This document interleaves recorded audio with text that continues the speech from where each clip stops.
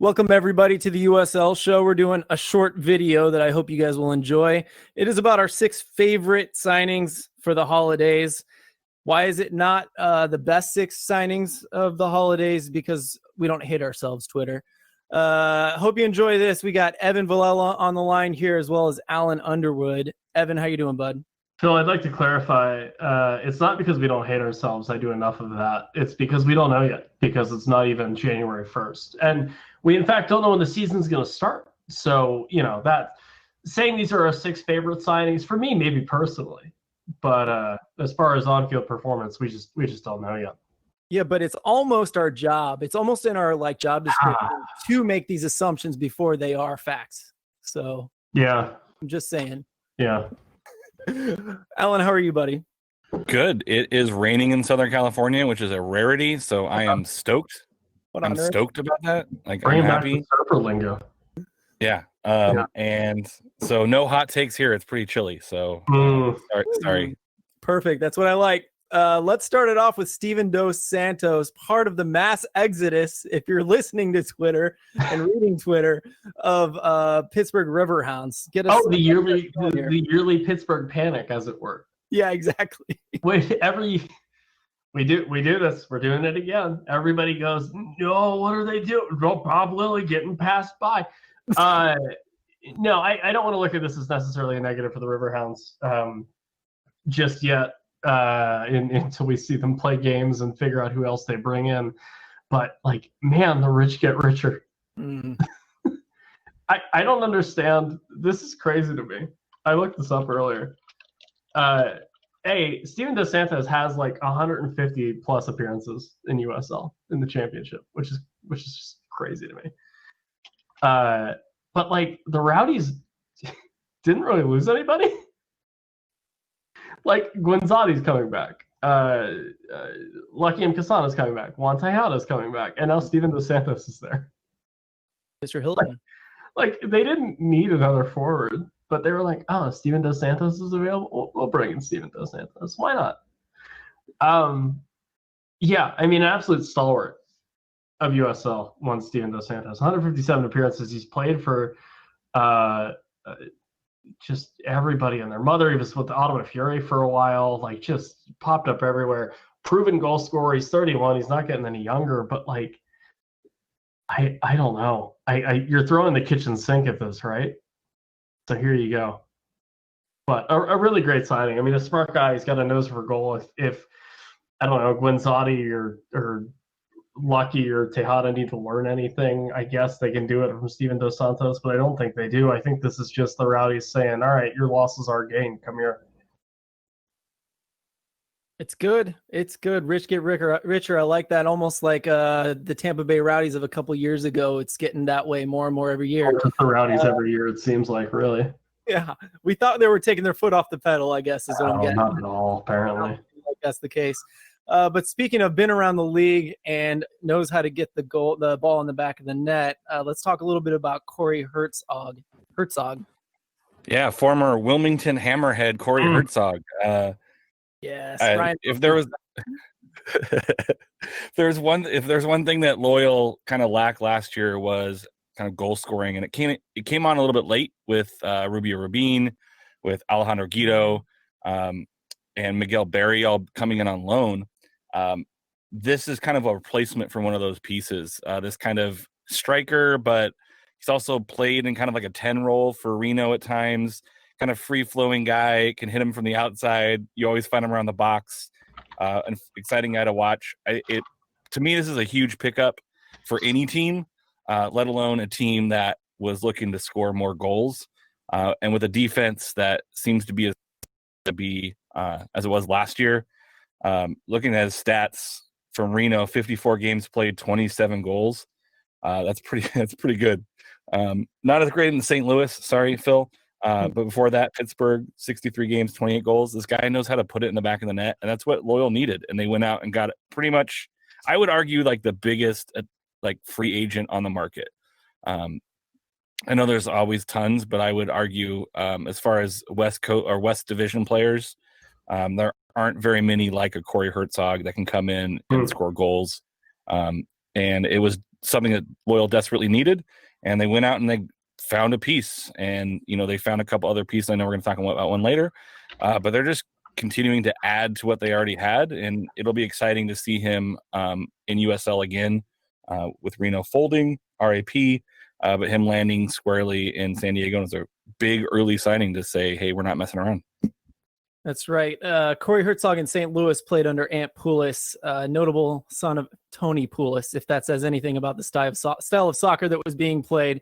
He'd hate me for saying that, but there it is. I'm going to say it. But like you said, he has another teammate we want to talk about today, and that's my job here to talk about Thomas Vanciazziel. Vanciazziel is the pronunciation I've been told. I think we're going to stick with it. Right up, Alan, you were talking about USL Tactics, having a lot of really good stuff up. He had some things about Vanciazziel. One of those was San Diego Loyal let up 4 goals in the last 6. And another part of that was that they often use a 3-back system, and that's something he can do. He's done it under Bob Lively with the Riverhounds, and he could play middle. If you want your middle guy to bomb forward, he's willing to do that as a center back. It's been known to happen. He's very versatile is the thing that you're going to hear over and over and over. He's mobile.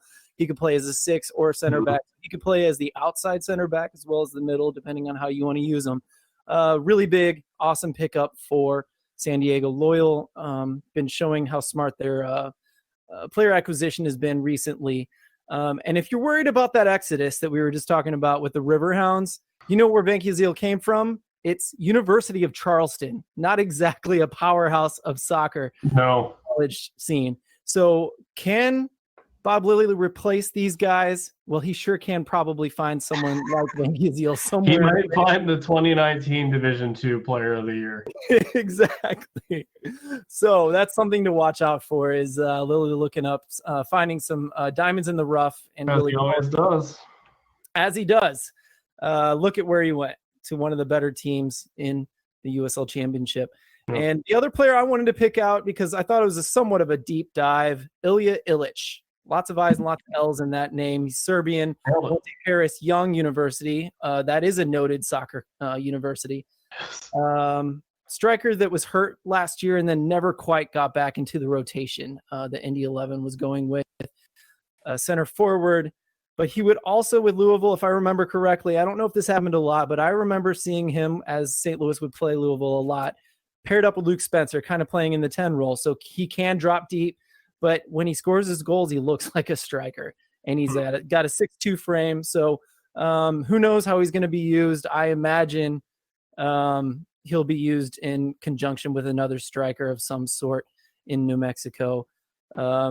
Kind of, I assume, like Kevin Frater and Romeo Parks of years past. Romeo Parks, I think, is still on the team. It's looking like so far. No announcements that I know of. But look forward to seeing Ilya Ilic get into a rotation and playing regularly again and hopefully scoring goals for New Mexico, which is a fun attacking team for sure. Let's move on to another Western Conference guy, Aiden Quinn. Alan, get us going. This is a crazy transfer, in my opinion. I honestly did not see this coming, but if there's somebody who deserves to fight for a cup like Aiden Quinn, I don't know if there's another person out there. I mean, solid dude, I think, is the first part to start with. Like, very, very nice guy, always willing to give time, is always involved in Athlete Ally, always willing to get involved in the community. Just a really, really solid guy. And then on top of that, he's one of my favorite players to watch in the USL. Maybe not the flashiest, but his left boot is golden. I mean, it's just sick at times. I don't want to look at last year, the year before, 8 goals, 7 assists in a full season from kind of a defensive mid. He's going to give Phoenix the flexibility they were missing last year out of kind of that back midfield. They missed that forward pass. They missed that ball over the top, and Aiden Quinn can drop them in like no one's business. Again, to talk about USL Tactics, he did a great breakdown of Aiden Quinn and what able to bring. He's kind of like Jordan Schweitzer, except his forward passing percentage is crazy good. So he's going to sit back a little bit more, and he's going to bomb forward from time to time. And I think Kevin Lambert and him can trade who goes forward, kind of depending on the flow of the game. but Phoenix gets even more dangerous going forward while also being more solid defensively with Aiden Quinn.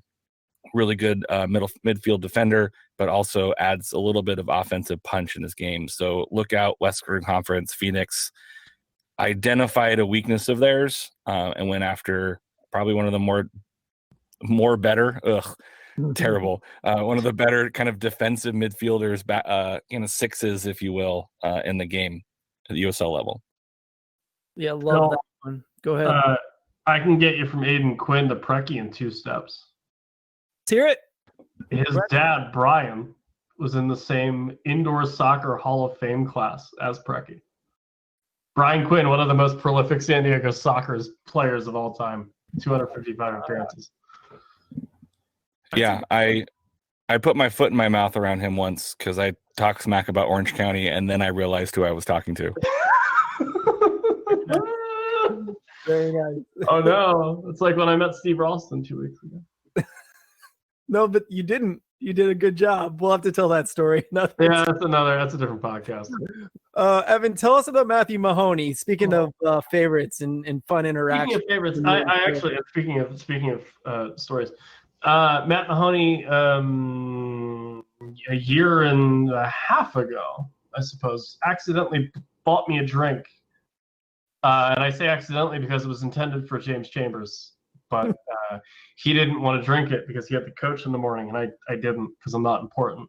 So I drank it for him.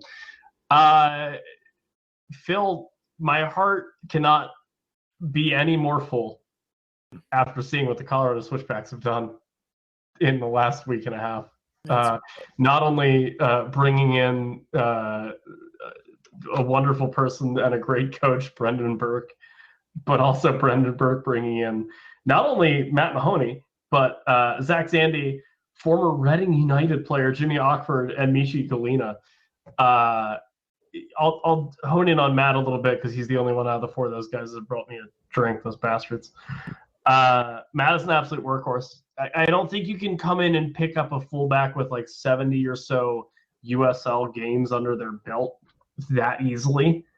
Mahoney's been with Sac Republic for the last 2 years, I think.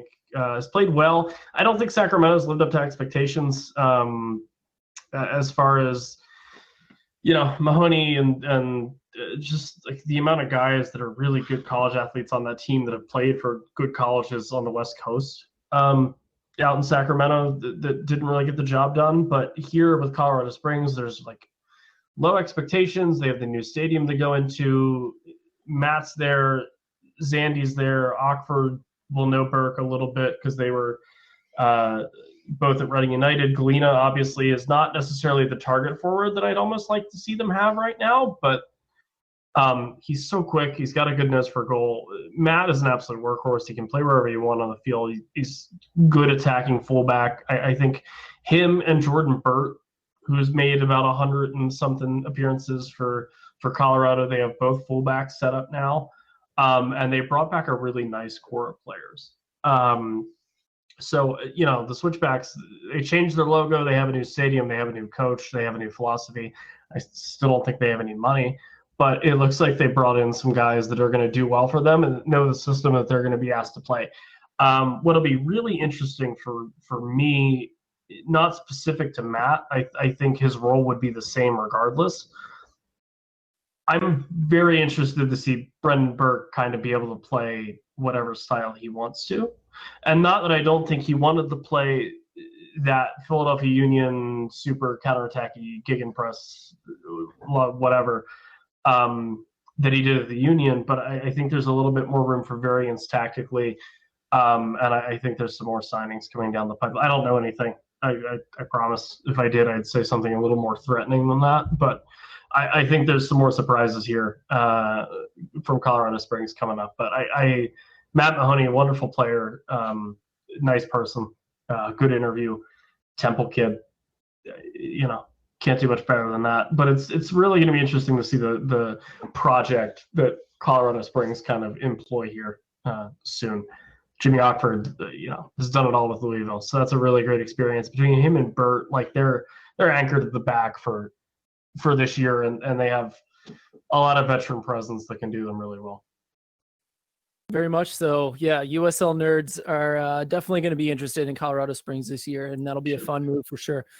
Those are our 6 favorites for sure. Just this little USL short for you. I hope you enjoyed it. We'll be doing some more to get us through from here till possibly May? Yeah, Or whatever. we're going to have some fun. And then there's a lot of good stuff coming. There's a lot that we haven't talked about too. So stay tuned. We'll be talking to you soon. Bye.